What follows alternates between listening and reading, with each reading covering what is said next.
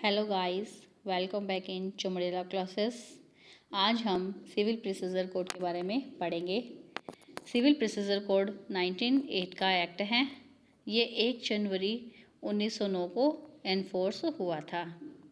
दीवानी मामलों में दीवानी न्यायालयों द्वारा जो प्रक्रिया अपनाई जाती है वो दीवानी प्रक्रिया संहिता यानी कि सिविल प्रोसीजर कोड सीपीसी में लिखी गई है।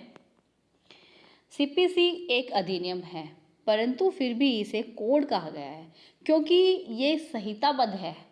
इसे कोडिफाइड किया गया है, यानी दीवानी मामलों में जितने भी अलग अलग एक्ट बने हुए थे उन सबको मिलाकर एक कर दिया गया है और एक नई दीवानी प्रक्रिया संहिता का निर्माण किया गया है, जिसे हम सिविल प्रक्रिया संहिता 1908 के रूप में जानते हैं। यह एक अधिनियम है, लेकिन इसे कोड कहा गया है। चूँकि इसमें बहुत ज़्यादा संशोधन हुए थे दीवानी प्रक्रिया संहिता के अंदर, इसलिए इसे संशोधनीय बनाया गया है। इसमें संशोधन होते रहते हैं और ये संशोधन संसद और राज्य विधानमंडल दोनों कर सकती है। इसके अलावा इसमें ऑर्डर्स है, उसमें हाई कोर्ट भी अमेंडमेंट कर सकते हैं। समेकन एक ही विषय पर उपलब्ध अलग अलग विधियों को एकत्रित करके एक सार्वभौमिक विधि बनाई गई है, इसलिए ये समेकन भी कहलाती है।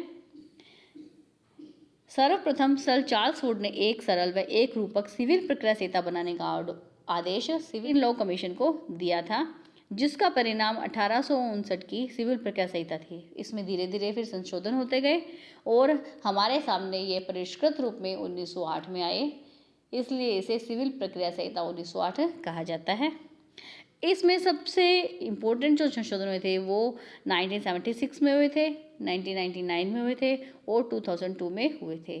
जो 2002 में इसमें संशोधन हुए थे वो 1 जुलाई को प्रवर्तन में आए थे।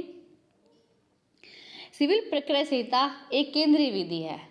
इसका निर्माण केंद्रीय विधायिका ने समवर्ती शक्ति का प्रयोग करके किया है। इसका उद्देश्य है सभी व्यक्तियों को दीवानी न्याय उपलब्ध करवाना। सिविल प्रक्रिया संहिता सिविल विषयों से संबंधित है और सिविल विषयों का जो आधार है वो सिविल अधिकार है। कि सिविल अधिकार क्या होते हैं? What is civil right?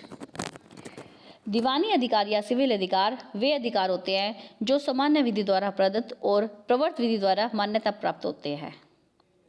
यानी कि जो वर्तमान में कोई भी विधि चल रही है।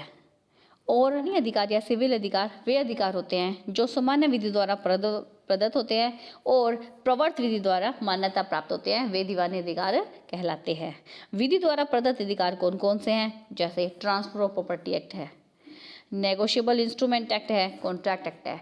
ये हमें विधि ने प्रदान किए हैं, यानी इनका निर्माण विधि ने किया है हमारे अधिकारों की सुरक्षा के लिए, इसलिए हम इन्हें विधि द्वारा प्रदत्त अधिकार कहते हैं। फिर है विधि द्वारा मान्यता प्राप्त, लॉ ऑफ टॉर्ट्स, प्रथाएं, मार्गाधिकार, पूजा करने व मेले का अधिकार, धार्मिक जुलूस का अधिकार, ये सारे विधि द्वारा मान्यता प्राप्त अधिकार है।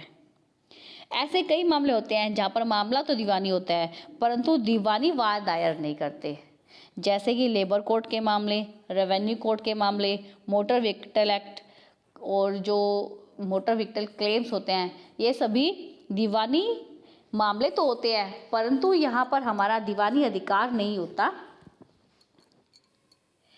अब आते बात पे, क्या सिविल अधिकारों के प्रवर्तन तो सिविल वाद दायर किया जा सकता है?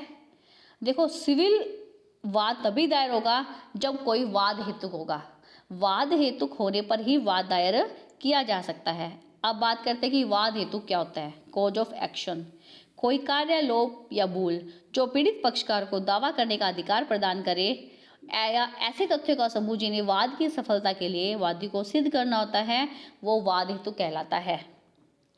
क्या एक ही मामले में एक से अधिक वाद हेतुक हो सकते हैं? हाँ, ऑर्डर 2 में इनका संयोजन किया जा सकता है। सिविल प्रक्रिया संहिता में 158 धाराएं, 51 आदेश और 1 अनुसूची है। इससे पहले की जो संहिता है वो 1859 की और 1882 की है और वर्तमान की संहिता 1908 की है। आज की वीडियो में बस इतना ही। इसके आगे हम नेक्स्ट वीडियो में पढ़ेंगे। Thank you.